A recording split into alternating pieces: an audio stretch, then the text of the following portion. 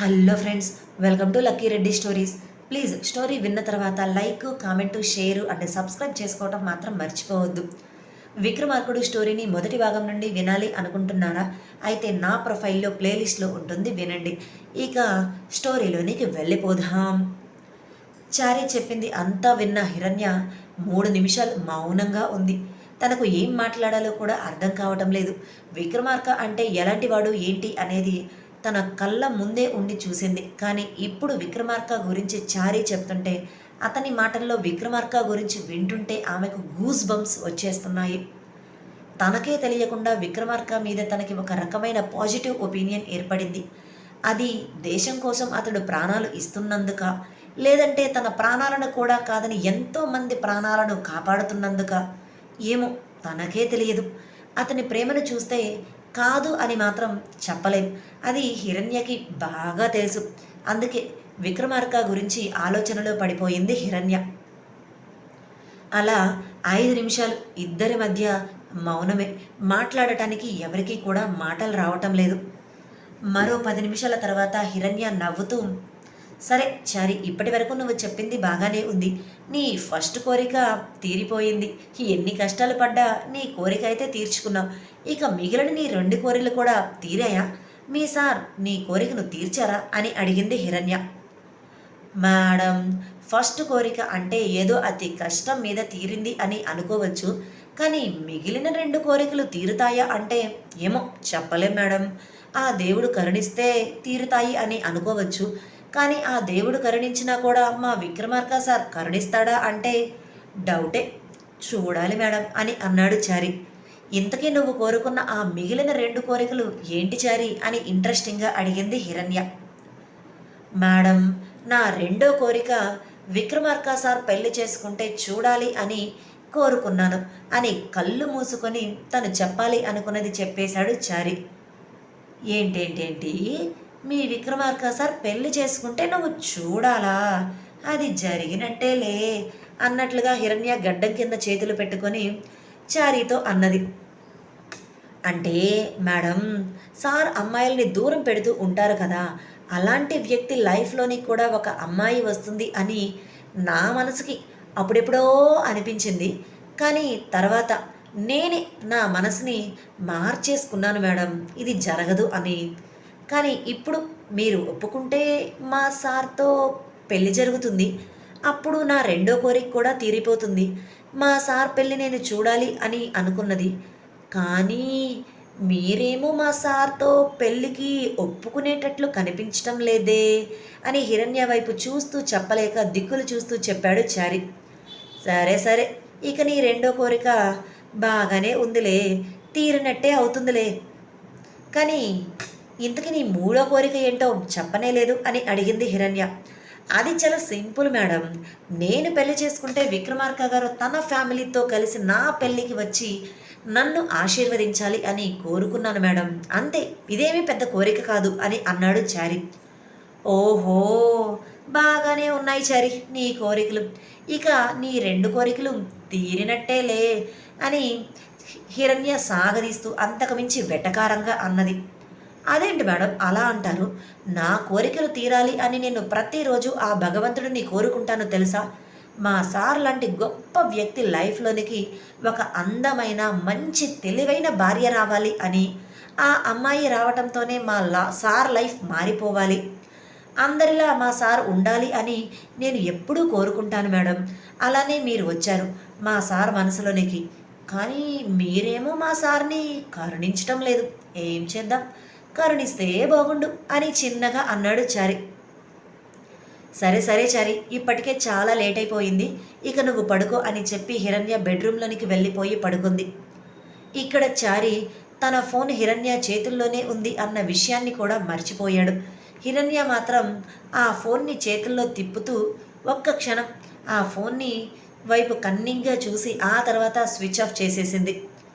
తన ఫోన్ ఆన్లో ఉంటే ఇబ్బంది అనుకున్న ఆమె ఫోన్ని సైలెంట్లో పెట్టేసింది. ఇక హ్యాపీగా నిద్రపోవాలి అనుకుని బెడ్ మీద పడుకుంది.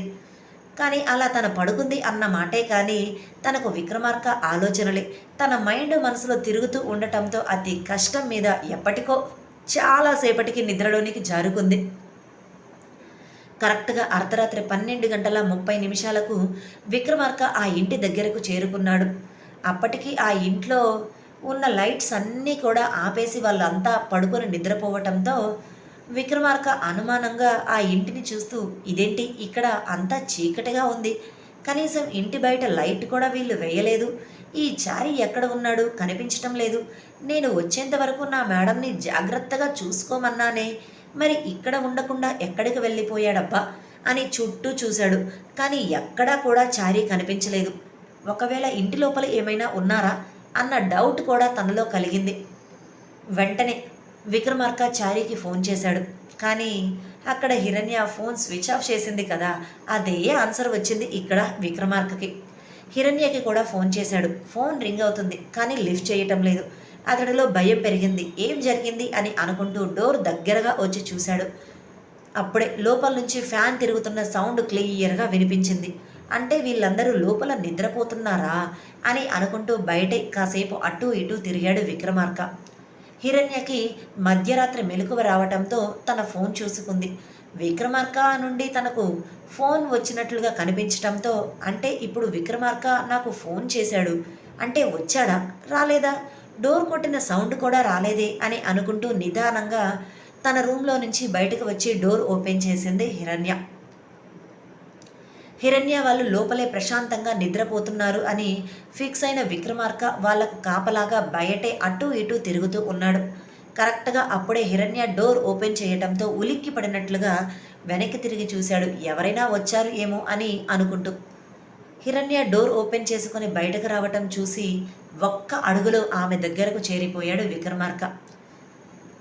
అంత స్పీడ్గా తన దగ్గరకు వస్తున్న విక్రమార్కని చూసి ఖచ్చితంగా ఇప్పుడు ఇతడు గొడవ చేస్తాడు. ఈ గొడవ బాబుకి వినపడకూడదు, నిద్ర డిస్టర్బ్ అవుతుంది అని అనుకుని డోర్ క్లోజ్ చేస్తున్న ఆమెను వెనక నుండి విక్రమార్క గట్టిగా హత్తుకున్నాడు. అతడు వచ్చి తనని అలా గట్టిగా పట్టుకోవటంతో అతని మీద హిరణ్యకి చాలా కోపం వచ్చింది. తిట్టాలి అనుకుంది. కానీ ఆఖరి సెకండ్లో ఆగి తనని తాను తమాయించుకొని ఫస్ట్ డోర్ క్లోజ్ చేసింది. విక్రమార్క మాత్రం హిరణ్యని వదిలిపెట్టకుండా గట్టిగా అంతే పట్టుకొని ఒక్క నిమిషం ఉండి ఆ తర్వాత ఆమెను తన వైపు తిప్పుకొని ఆమె ఫేస్ని తన 2 చేతుల్లోనికి తీసుకొని, నీకేమీ కాలేదు కదా మేడం, నువ్వు బాగానే ఉన్నావు కదా, ఇంట్లో మీకు ఎటువంటి ప్రాబ్లం లేదు కదా, చారీకి ఫోన్ చేస్తుంటే స్విచ్ ఆఫ్ అని వస్తుంది, ఏమైందో ఏంటో అని కంగారుగా పరిగెత్తుకుంటూ వచ్చేశాను అంటూ ఆమె ఫేస్ అంతా ముద్దులు పెడుతూ ఉన్నాడు ఆపకుండా విక్రమార్క. అతడు అలా తనకి ముద్దు పెడుతుంటే కోపంగా అనిపించింది. తన మీద తనకే అసహ్యం, అంతకు మించి చాలా చిరాగ్గా అనిపించిన అతి కష్టం మీద తనని తాను తమాయించుకొని డోర్ దగ్గర నుంచి 4 అడుగులు ముందుకు వేసింది హిరణ్య. ఆమె అలా ముందుకు నడుస్తుంటే ఆమెతో పాటుగానే విక్రమార్క కూడా నడుస్తూ ఆమెతో మాట్లాడుతూనే ఉన్నాడు. కానీ అతడు ఆమెతో పాటు నడుస్తున్నాడు అన్న విషయం అతను గమనించలేదు. ఆ సిచ్యువేషన్లో తన ఎదురుగా హిరణ్య ఉండటంతో హిరణ్య తన కళ్ళ ముందు ఉంటే చాలు చుట్టూ ఉన్న లోకాన్నే మర్చిపోతాడు విక్రమార్క. అలా కొంచెం దూరం వచ్చిన తర్వాత తన ఫేస్ని పట్టుకొని ఉన్న విక్రమార్క 2 చేతులని విసిరి కొట్టి, ఇప్పుడు ఏంటి నీ ప్రాబ్లం అని సీరియస్గా అడిగింది హిరణ్య. ప్రాబ్లం ప్రాబ్లం ఏంటి మేడం అని కళ్ళు చిన్నవి చేసి హిరణ్య వైపు చూశాడు విక్రమార్క. అవును, అడిగేది నిన్నే. అసలు నీ ప్రాబ్లం ఏంటి? నీ ఫోటోని నేను బ్లాగ్లో రిలీజ్ చేశాను కాబట్టి నా మీద నీకు కోపం వచ్చింది. కరెక్టే, నువ్వు వద్దన్న పని నేను చేశాను. ఇప్పుడు నువ్వు ఉన్న కోపంలో నన్ను చంపేయాలి అని అనుకుంటున్నావు కదా, అయితే క్షణం కూడా ఆలోచించకుండా చంపేసాయి. లేదు అనుకుంటే నన్ను వదిలిపెట్టు. ఇక ఎప్పుడూ కూడా నువ్వు నా దగ్గరకు ఇలా రావద్దు. నువ్వు ప్రతిసారి ఇలా పదే పదే నా దగ్గరకు వస్తుంటే నా మీద నాకే అసహ్యం వేస్తుంది. అంతకు మించి చుట్టూ చూసే వాళ్ళందరూ కూడా నా గురించి ఏమనుకుంటారు అని అన్నది హిరణ్య. తనకు తెలుసు విక్రమార్క తను మాట్లాడిన మాటలని అస్సలు పట్టించుకోడు అని. ఇంకా తను రావద్దు అంటే తన పక్కనే ఉంటాడు, తనని పట్టుకుంటాడు, తను వద్దన్న పనినే చేస్తాడు అని హిరణ్యకి బాగా తెలుసు. కానీ ఎందుకో విక్రమార్క మీద ఫస్ట్ టైం తనకి పాజిటివ్ ఇంప్రెషన్ కలిగింది. అది ఎందుకు అనేది తనకే తెలియదు. అందుకే అలా తను రివర్స్లో మాట్లాడితే అతడు తనని వదిలిపెట్టి వెళ్ళడు అని అన్నది. అలాగా అని తను జీవితాంతం విక్రమార్క దగ్గర ఉండాలి అని కూడా అనుకోవటం లేదు. విక్రమార్క దగ్గర ఉంటే ఖచ్చితంగా తను విక్రమార్కకి ఉంపుడు గత్తెగానే ఉండవలసిన సిచ్యువేషన్. అతడు తన మెడలో తాళి కట్టినా కూడా తన భార్యగా నేను ఉండలేకపోవచ్చు. జరిగినవి అన్నీ తన కళ్ళ ముందు కనిపిస్తుంటే అతడి మీద కోపమే తప్ప ప్రేమ మనసులో కలగటం లేదు అని ఆమె మనసుకి తెలుసు. అయినా కూడా ఏదో తెలియని ఆరాటం, మనసులో జరిగే పోరాటం మధ్య నలిగిపోతుంది. సర్లే, నువ్వు చెప్పినట్లుగానే నేను చేస్తానులే కానీ అంటూ ఆమె చెయ్యి పట్టుకొని రౌండ్గా తిప్పి వెనక నుండి హత్తుకొని ఆమె భుజం మీద తన గడ్డం ఆనిచ్చి, నిన్ను నేను 2 సంవత్సరాల తర్వాత చూస్తున్నాను మేడం. నిజంగా ఇప్పుడు నేను మిమ్మల్ని ఇలా చూడటం నాకు చాలా అంటే చాలా హ్యాపీగా ఉంది తెలుసా. ఫస్ట్ టైం కౌటిల్య ఆఫీస్లో నిన్ను చూసినప్పుడు ఆశ్చర్యపోయాను. నువ్వు అక్కడే వర్క్ చేస్తున్నావు ఏమో అని కౌటిల్య సక్సెస్ చూస్తుంటే నేను ఊహించాను. కానీ నిజమని మాత్రం ఎక్స్పెక్ట్ చేయలేకపోయాను అంటూ సౌండ్ వచ్చే విధంగా ఆమె బుగ్గ మీద ముద్దు పెట్టాడు విక్రమార్క, ఎప్పటిలా అతని మార్కు కనిపించే విధంగా. హిరణ్య కూడా ఎప్పటిలా బుగ్గ మీద చేతులు పెట్టుకొని అతడు ముద్దు పెట్టిన చోట బర్రా బర్రా గట్టిగా రుద్దుకుంటూ అతడి నుంచి విడిపించుకోవాలి అని ట్రై చేసింది. కానీ ఆమె ఎంత ప్రయత్నం చేసినా కూడా అతడి నుంచి విడిపించుకోగలదా? ఛాన్సే లేదు. కానీ విక్రమార్క ఆమెను ఏమాత్రం వదిలిపెట్టకుండా ఇంకాస్త దగ్గరగా లాక్కొని మరి, నువ్వు నా నుంచి విడిపించుకోలేవు అని తెలుసు కదా మేడం, అయినా కూడా ఎందుకు నువ్వు నీ పిచ్చి ప్రయత్నాలు, ఇలా మీరు ప్రయత్నాలు చేస్తుంటే ఇంకా మిమ్మల్ని గట్టిగా హత్తుకోవాలి అన్న ఫీలింగ్ నా మనసులో కలుగుతుంది. హ్యాపీగా నేను చెప్పే మరి వినొచ్చు కదా మేడం అని ఆమె చెవి దగ్గరగా వచ్చి చిన్నగా ఆమె చెవిని కొరుకుతూ అన్నాడు విక్రమార్క. హిరణ్యకి తన మీద తనకే కోపం వస్తుంది. ఈ విక్రమార్క ఇక్కడికి వస్తే నాకేంటి, రాకపోతే నాకేంటి, హ్యాపీగా నిద్రపోకుండా బయటకు వచ్చి వీడి చేత ఇలా ముద్దులు పెట్టించుకుంటూ నా మీద నాకే కోపం తెప్పించుకునే విధంగా, నన్ను నేనే అసహ్యించుకునే విధంగా చేసుకోకపోతే అని తనని తానే తిట్టుకుంది. ఏంటి మేడం, ఎటువంటి రెస్పాన్స్ ఇవ్వటం లేదేంటి, సైలెంట్గా ఉన్నారు, ఏదైనా మాట్లాడొచ్చు కదా. సర్లేండి, ఇప్పుడు మీరు మాట్లాడకపోతే ఏంటి, నేనే మాట్లాడతాను. నిన్ను ఫస్ట్ టైం అదే ఆ కౌటిల్య ఆఫీస్లో చూసినప్పుడు వదిలిపెట్టకుండా ఇదిగో ఇలానే మిమ్మల్ని గట్టిగా పట్టుకోవాలి అనిపించింది మేడం అని వెనక నుంచి ఆమెను అంతే గట్టిగా ఊపిరి కూడా ఆడని విధంగా పట్టుకొని ఒక్క క్షణం ఉండి ఆ తర్వాత ఆమెను తన వైపు తిప్పుకొని, ఇదిగో ఇలానే మీరు నా కళ్ళ ఎదురుగా ఉంచుకొని నా కళ్ళల్లో నిండుగా మనస్ఫూర్తిగా మిమ్మల్ని నాలో నింపేసుకోవాలి అని నా మనసు ఆరాటపడింది మేడం. 2 సంవత్సరాలు దాటింది కదా మిమ్మల్ని చూసి, అందుకే మిమ్మల్ని చూస్తే ఆగలేని ఏమో అని అనుకున్నాను. కానీ అక్కడికి నేను వచ్చిన సిచ్యువేషన్ వేరు కదా, అందుకే నా మనసులో కోరికను తీర్చుకోలేకపోయాను. కానీ ఇప్పుడు నాకు ఆ ఛాన్స్ వచ్చింది మేడం అంటూ ఆమె పెదవులను అందుకున్నాడు విక్రమార్క. డోర్ దగ్గరే నిలబడి ఉన్న హిరణ్య ఒక్కసారిగా ఉలిక్కిపడింది. అప్పటి వరకు డోర్ ఓపెన్ చెయ్యాలి, విక్రమార్క బయట ఉన్నాడా లేదా అని చెక్ చేయాలి అని డోర్ దగ్గరకు వచ్చిన హిరణ్యకి తను బయటకు వెళ్తే ఖచ్చితంగా విక్రమార్క తను ఊహించినట్లుగానే బిహేవ్ చేస్తాడు అన్న విషయం తన బ్రెయిన్ తన మనసు రెండూ కూడా తనని ఇంపాక్ట్ చేయటంతో డోర్ ఓపెన్ చేయాలి అని అనుకున్న మనసు కూడా ఆఖరి సెకండ్లో ఆగిపోయి ఆ డోర్ని ఓపెన్ చేయకుండా, వద్దురా బాబోయ్ వద్దు, ఇప్పుడు నేను బయటకు వెళ్తే ఆ విక్రమార్కని తట్టుకోవటం నా వల్ల కాదు, వస్తే వచ్చాడు, రాకపోతే రాలేదు, బయటకు వెళ్ళి నేను చేసేదేంటి అని అనుకుంటూ సైలెంట్గా ఎలా అయితే వచ్చిందో అలానే రూమ్లోనికి వెళ్ళి మరలా బాబు పక్కన పడుకుంది. కానీ తనకు మాత్రం నిద్ర పట్టడం లేదు. పైన తిరుగుతున్న సీలింగ్ ఫ్యాన్ వైపే చూస్తూ విక్రమార్క గురించి ఆలోచిస్తుంది. తన మనసులో అనేక రకాల ఆలోచనలు, అది ఏంటి అనేది కూడా తను చెప్పలేకపోతుంది. విక్రమార్క మంచివాడు అంటే కాదు అని మాత్రం చెప్పలేకపోతుంది. అవును మంచివాడే అని అంటే మాత్రం తన విషయంలో జరిగిన దానికి అవును మంచివాడు అని కన్ఫర్మ్గా చెప్పలేకపోతుంది. తన మనసులో విక్రమార్క మీద ఒక బ్యాడ్ ఇంప్రెషన్ ఫుల్లుగా పడిపోయింది. అది కూడా తన జీవితాన్ని విక్రమార్క చిన్న భిన్నం చేసేయటంతో. ఇప్పటి వరకు అతడు ఎంతోమందికి జీవితాన్ని ఇచ్చాడు, ఎంతోమంది పెదవుల మీద చిరునవ్వుని వెరబూసే విధంగా చేశాడు.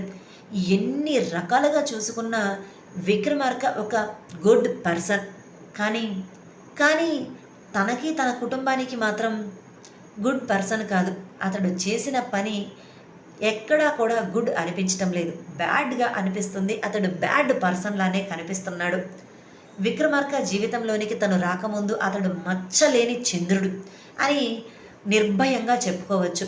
కానీ ఒక్కసారి విక్రమార్క హిరణ్యని తన జీవితంలోనికి తీసుకొని రావటంతోనే అప్పటి వరకు మచ్చలేని విక్రమార్క జీవితంలోనికి మచ్చల ఒక పెద్ద తప్పు చేశాడు అనే విధంగా హిరణ్య ఎంట్రీతోనే ఒక మచ్చ పడిపోయింది. అది హిరణ్యకి మాత్రమే తెలుసు.